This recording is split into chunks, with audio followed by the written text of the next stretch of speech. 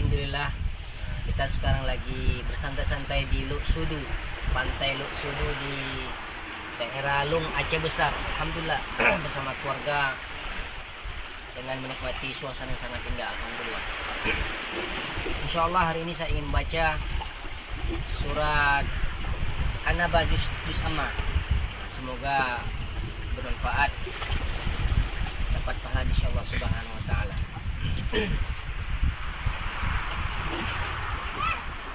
A'udzu billahi minasy syaithanir rajim.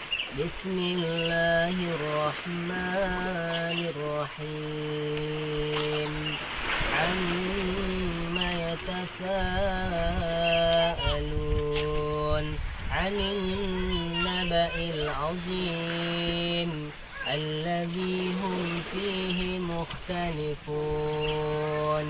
كلا سيعلمون ثم كلا سيعلمون